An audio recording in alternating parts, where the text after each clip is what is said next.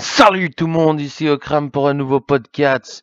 Bon, on va aller tout de suite dedans. Aujourd'hui, on va parler de Battleship, bataille navale. Ouais, bon, c'est un film de 2012. C'est inspiré d'un jeu de plateau Hasbro. J'imagine que vous connaissez, mais vu que je dois vous décrire un truc complètement ridicule du film, je vais vous expliquer comment on joue à ce jeu que personne n'a joué depuis longtemps, je parie. Donc, c'est un jeu, vous avez deux grilles chacun. C'est un jeu à deux joueurs. Vous avez des petits bateaux en plastique. Vous placez vos petits bateaux en plastique et vous devez deviner où l'autre type il a mis ses bâtons en plastique. Donc tu fais genre F11. Il fait en. Ça s'appelle toucher couler, n'est-ce pas en français? Donc, en toucher ou en couler. Et c'est pour ça que je vais préciser un truc. Il y a des petits jetons saladriques hein, avec des petits bouts en salade qui vous mettez sur ton petit bateau, hein, parce que ton bateau il a des trous. Alors tu mets un truc et ça fait genre, oh, je l'ai touché, par exemple. Ou tu le mets dans l'eau, etc. Pourquoi je vous explique ce petit détail-là? C'est que, déjà, le concept de faire un film sur ce jeu, c'est complètement ridicule. En plus, c'était un truc naval à la Première Guerre mondiale. Là, qu'est-ce qu'on fait? C'est des aliens! Oh mon dieu! Il y a Liam Neeson, il est dans pendant 5 minutes, il fait rien. Voilà.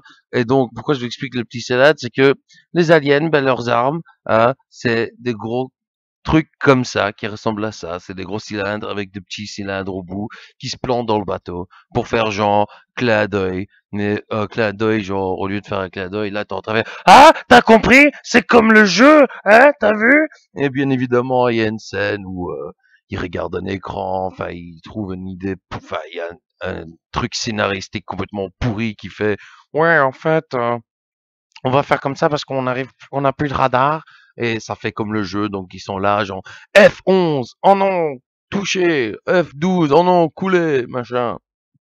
Bon, il y a beaucoup de choses que je dois dire sur ces films parce que ça m'a énervé. Graphiquement, il est très beau, les scènes d'action sont intéressantes, les aliens, quand ils sont en costume, sont bien. Le design des aliens en eux-mêmes sont moches. C'est une des pires idées d'aliens que j'ai jamais vues. Sauf à part le film Cowboys et Aliens. Les aliens là-dedans sont pourris aussi. Euh, Bon, voilà, je vais pas expliquer le truc. Donc ouais, il y a des bateaux navals, et bien sûr, il y a d'autres trucs. Le problème avec ce film, c'est que c'est un film Michael Bay sans Michael Bay. C'est même pas produit par lui, mais c'est du Michael Bay, et c'est Michael Bay, quoi. C'est grosse explosion, des scènes qui servent à rien, qui sont censées être comiques, mais qui marchent pas parce que c'est des blagues pas marrantes ou mal placées. Donc ça déséquilibre le film. Il y a rien là dedans. Voilà, c'est tout ce que j'ai à dire par rapport à ça, il y a rien là-dedans. J'ai pris des notes pour une fois, hein, parce que putain, il y a plein de choses à dire. Par exemple, il y a un personnage, c'est un vieux vétéran de guerre, c'est un gros black, et il a plus de jambes, donc il a des jambes en prothèse. Et la femme du perso principal, ben, c'est une meuf qui fait du thérapie pour ce type-là. Donc il marche sur une montagne, et lui, il a des jambes en prothèse, quoi, tu vois. Et il marche, et puis bien sûr, ils essaient d'aider, ils vont aider, bien évidemment pour gagner dans le film. Hein. Qu'est-ce qui se passe? Ben voilà, il y a une scène, par exemple l'humour que j'essaie de vous dire, c'est tellement pourri. C'est le il y a un scientifique qui arrive et qui fait non, ne me tirez pas dessus. Et c'est les gros blacks et la femme. Et il regarde le black, il regarde ses jambes, il voit les prothèses, il fait oh mon dieu, t'es un cyborg, oh t'es avec les aliens, oh mon dieu. C'est c'est des prothèses, c'est pas c'est pas des prothèses de maintenant, genre de gros trucs articulés où le type il peut limite courir, c'est juste des bêtes prothèses en métal, c'est tout.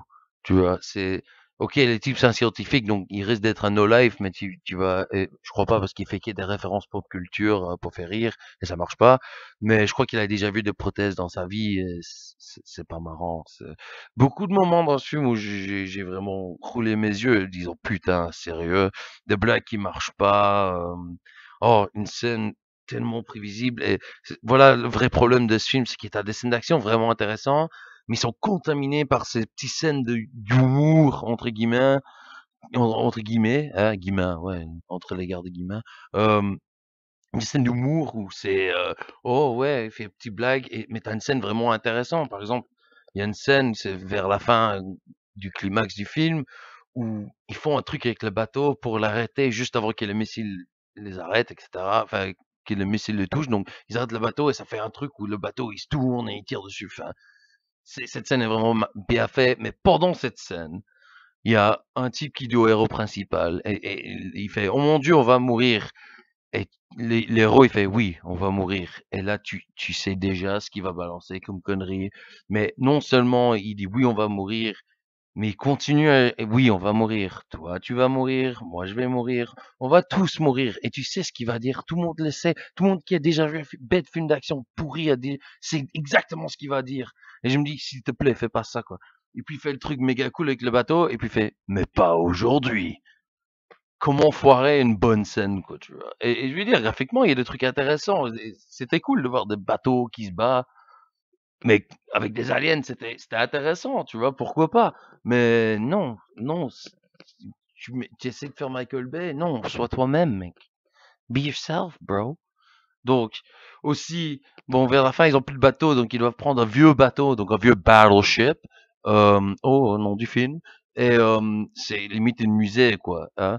Mais ils disent, ouais, mais nous, on ne sait pas comment utiliser ça. Et puis ils regardent, et t'as des vétérans qui étaient là au début du film, qui sont, mais posés, comme par hasard, ils sont là, en train de poser, en train de regarder le ciel, et l'héros, il sourit, genre, je sais ce qu'on va faire.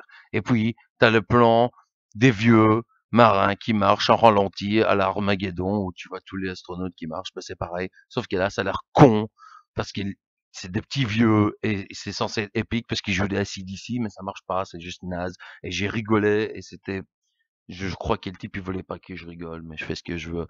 Euh, quoi d'autre?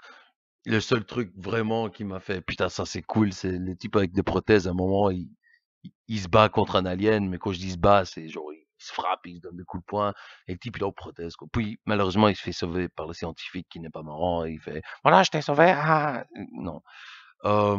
Voilà, Battleship, mauvais. C'est mauvais. Je vois pas trop pourquoi on fait des films sur des jeux de plateau, des trucs comme ça.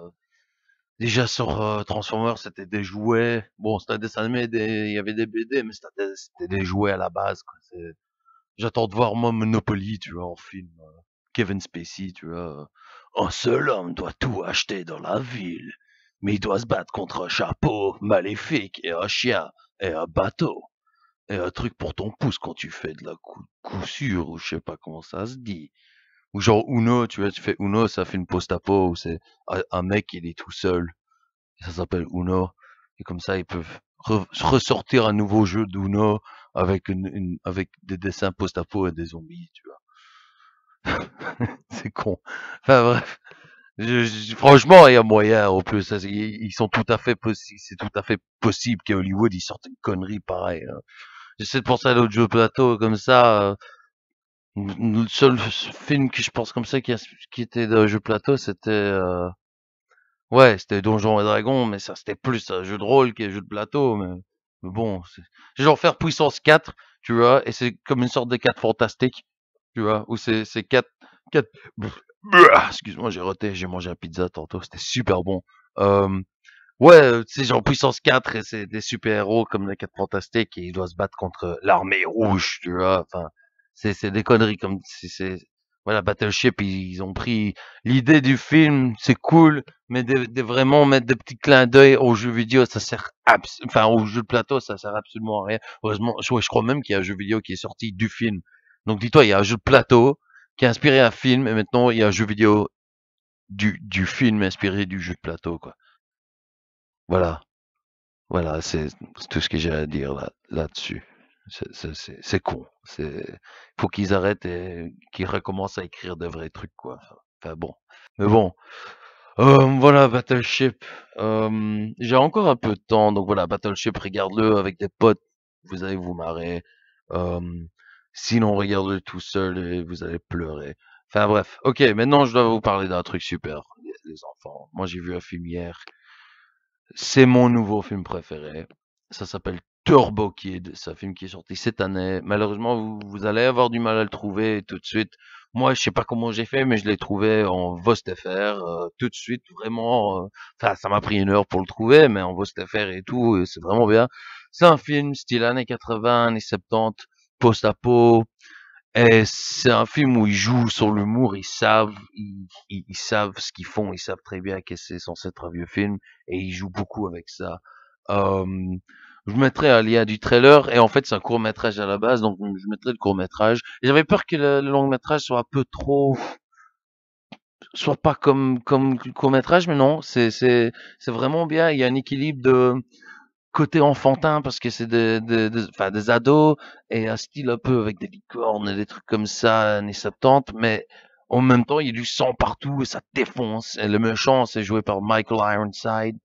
Et ça, c'est vraiment pour le gros geek, hein. C'est le général dans Starship Troopers, c'est le méchant de Total Recall.